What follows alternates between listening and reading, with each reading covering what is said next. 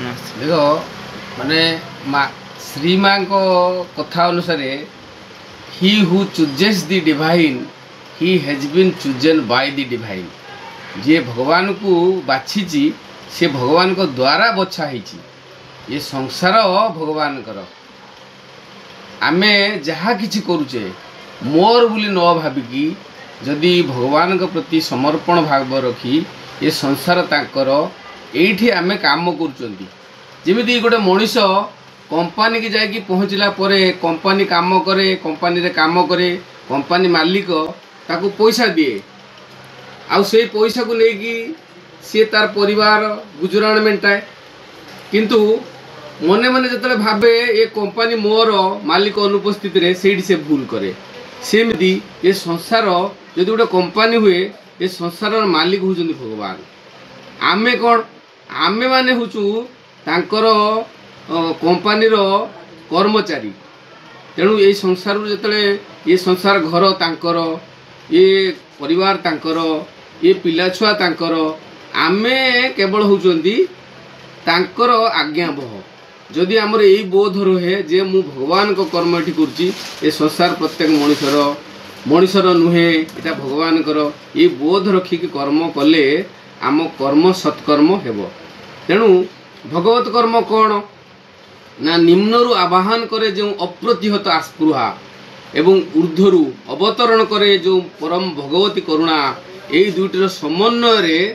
भगवत कर्म संपन्न हुए तेणु सदा सर्वदा आमे जिते प्रकार स्थूल कर्म सहित लीन होइकी रहंतु ना कहीं आमे ये जो स्थूल कर्म सहित लीन होइकी रहिला बेले ये कर्म भगवान कर भाविकी सब भगवान को तो संजोग होइकी रहिबा जेमति प्रार्थना कला बेले प्रार्थना कौन प्रार्थना हेउची भगवान को सहित जोड़ी होइकी रहिबार एक मुहूर्त समग्र जीवन होउची प्रार्थना सोइला बेले भी आमे प्रार्थना करि परिबा काम कला बेले प्रार्थना करि परिबा प्रत्येक मुहूर्त में प्रार्थना करिया जेतले जीवनटा संपूर्ण भाव प्रार्थना है जो अर्थात भगवान सहित जोड़ी होइकी आमे कर्म करिबा से जीवन हबो प्रकृत जीवन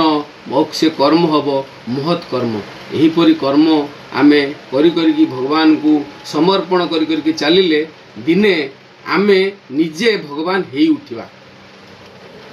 आमे आमे दिने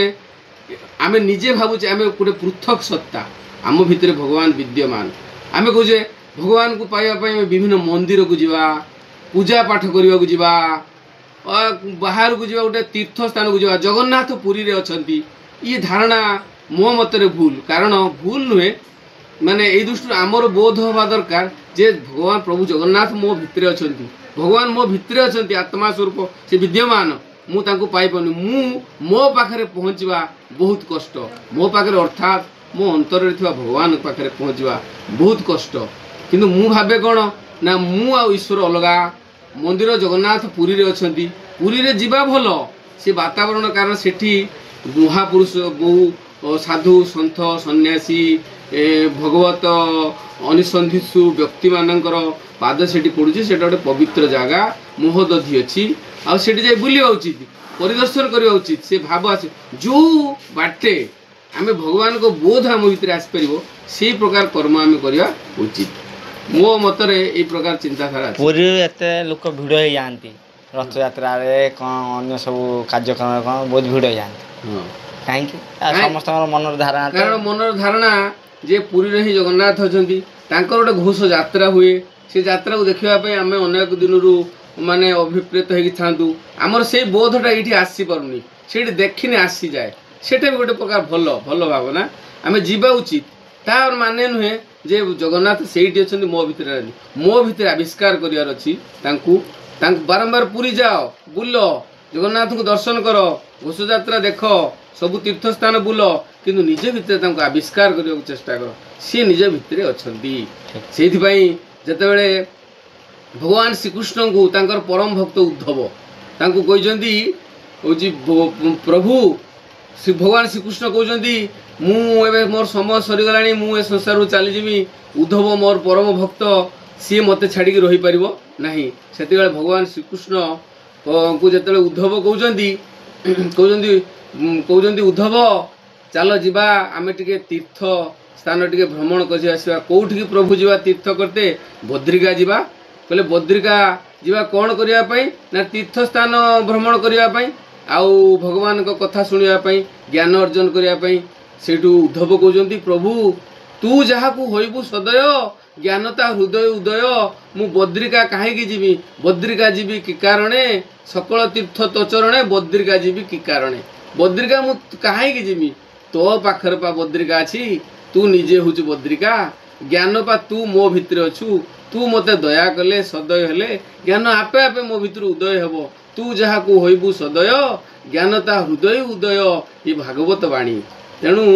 आमे प्रकृत रे सदा सर्वदा जो कर्म भगवान कर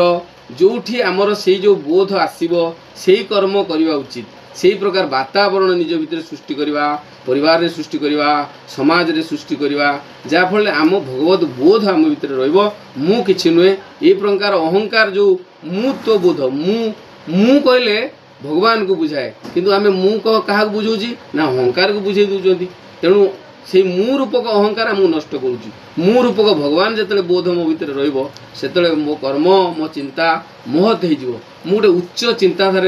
उच्च चेतना बास करी आम जो उच्च चेतना बास करवा धीरे धीरे आम चेतना उच्च रु उच्चतर आड़ को जीव से आम जीवन बदली जीव आम हिंदू संस्कृति रे आम जन्मलाभ कर मनीष आमर बोध अच्छी जे आम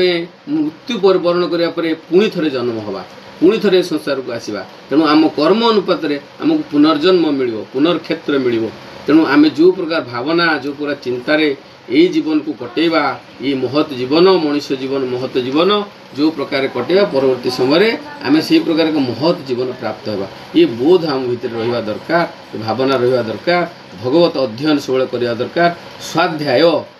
माने भगवान गीता पाठ करवा विभिन्न प्रकार आध्यात्मिक पुस्तक को पढ़ा द्वारा आम भितर भगवत बोध आसो ये बोध आसिले आम जीवन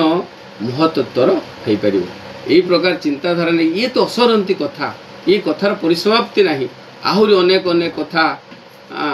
आमे पढ़िले अध्ययन कले आलोचना कले जापर सेठू थे भगवान कहते नारायण कहते क्या नारद को नारद कहते प्रभु तुमर किए परम भक्त ना मु तुमर परम भक्त कहीं ना मु सब नारायण नारायण कहूँ सेठू सी कहते कहले ना ना मु तोर परम भक्त नुहे कहीं ना प्रभु तुम्हें कौटी था कहले तुम कौन बैकुंठपुर था ना ना जोगी मान पाखे था ना ना सेठू कहते गीतार कौन कहले ना हं तिष्ठामि बैकुंठे जोगिना हृदय नच मदभक्त्या जत्र गायन्ति तत्र तिष्ठामि नारद मोर भक्त माने मो कथा को जोटी उच्चारण करती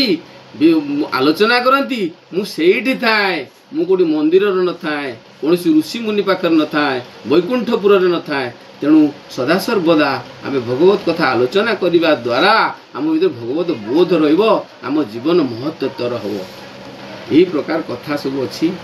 आम जानिले अनेक कथा बुझी पारिबा।